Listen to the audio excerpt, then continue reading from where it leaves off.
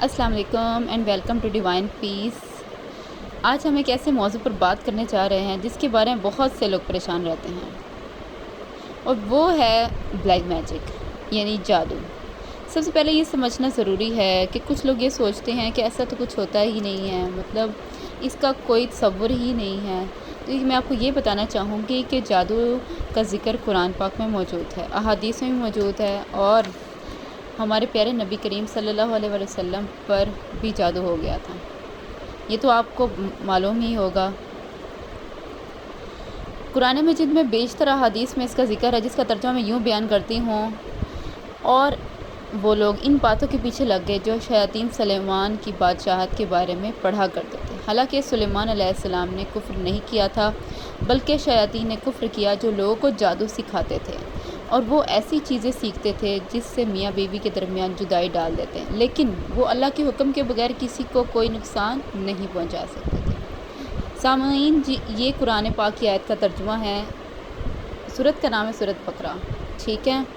اب اس میں اب واضح طور پر آپ کو نظر آ رہا ہے کہ جادو کا ذکر ہے اس میں، اور یہ بھی چیز ہم دیکھتے ہیں کہ اللہ کے حکم کے بغیر جادو بھی اثر نہیں کرتا۔ تو اسی لیے جو لوگ سوچتے ہیں کہ اس نے مجھ پر یہ کر دیا تو اس نے میرے پہ یہ کر دیا، تو ان لوگوں کو سوچ سمجھ سے کام لینے کی ضرورت ہے کہ اللہ کے حکم کے بغیر کوئی بھی چیز اس دنیا کی نہیں ہل سکتی۔ یہ آیت اس پر زور دیتی ہے کہ اگرچہ جادو کا ذکر قرآن میں موجود ہے، لیکن اس کا اثر بھی اللہ تعالیٰ کی اجازت کے بغیر نہیں ہو سکتا۔ اس سے پتہ چلتا ہے کہ جادو ایک حقیقت ہے، لیکن ہر قسم کا فائدہ اور نقصان آخرکار اللہ تعالیٰ کے اختیار میں ہی ہوتا ہے۔ سامعین، میں کوئی بابا، کوئی جوتش کچھ بھی نہیں ہوں، مطلب اللہ تعالیٰ کی ذات اتنی بڑی ہے، ہم اس کے مقابلے کیا ہیں، ہم کچھ بھی نہیں ہیں، لیکن اللہ تعالیٰ نے ہمیں ایسا علم دیا ہے، مطلب وہ علم بہت تھوڑا ہے، علم تو بہت زیادہ ہے، لیکن اللہ تعالیٰ نے ہمیں جو علم دیا ہے نا، وہ ہمارے لیے بہت ہی اہمیت رکھتا ہے۔ ہمیں اتنا بھی علم ابھی تک نہیں ملا، اس لیے آپ صلی اللہ علیہ وسلم پر جب جادو ہوا تو آپ صلی اللہ علیہ وسلم پر اللہ تعالیٰ نے 3 ایسی صورتیں اتاری جو بہت کمال صورتیں تھیں۔ آج ہمیں وہ صورتیں یاد، مجھے یقین ہے کہ سب کو وہ صورتیں یاد ہیں، ٹھیک ہے، لیکن مجھے یہ بھی یقین ہے کسی کو اس کا ترجمہ نہیں پتا ہوگا۔ سامعین، وہ صورتیں ہیں سورۃ الفلق، سورۃ الناس اور سورۃ الاخلاص۔ مطلب ان 3 صورتوں میں ہی یہ جادو جیسی خطرناک بیماری کا علاج ہے۔ جب ہمارے محبوب نبی صلی اللہ علیہ وسلم پر جادو ہوا تو ان کے پاس ایک فرشتے آئے، اور اس فرشتے نے آپ صلی اللہ علیہ وسلم سے کہا کہ تمہیں پتہ ہے کہ تم پر جادو ہو گیا ہے؟ تو فرشتے نے کہا کہ تم یہ 3 صورتیں پڑھو۔ آپ صلی اللہ علیہ وسلم نے 3 صورتیں پڑھی، اور آپ صلی اللہ علیہ وسلم پر سے جادو کا اثر جاتا رہا۔ اس کے علاوہ مومن کا سب سے بڑا سہارا اللہ پر توکل اور قرآن سے رابطہ ہے۔ اس کے علاوہ سورۃ الفلق، سورۃ الناس، سورۃ یونس اور بہت ساری صورتوں میں جادو کا ذکر موجود ہے۔ تو جن لوگوں کو میری بات پہ یقین نہیں ہے تو وہ خود کھول کے دیکھ لیں کائنڈلی۔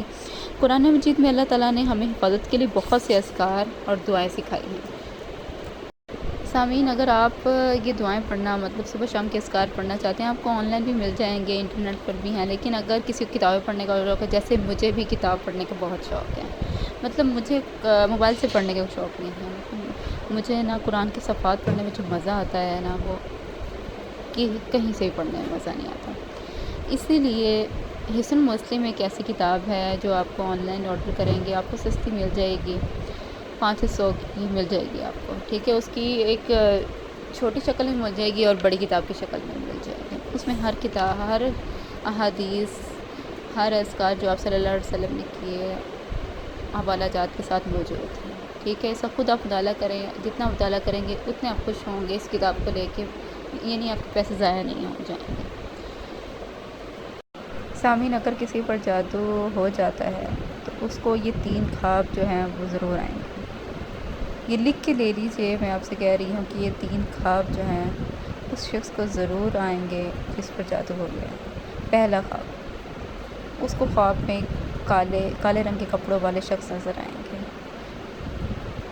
وہ اپنے آپ کو قبرستان میں دیکھتا ہے، قبرستان میں دوڑ رہا ہے، کالی چیز اس کے پیچھے دوڑ رہی ہے۔ یہ 3 ایسے خواب ہیں جو 100% گارنٹی کے ساتھ ان لوگوں کو آتے ہیں جن پر کالا جادو ہو گیا ہے۔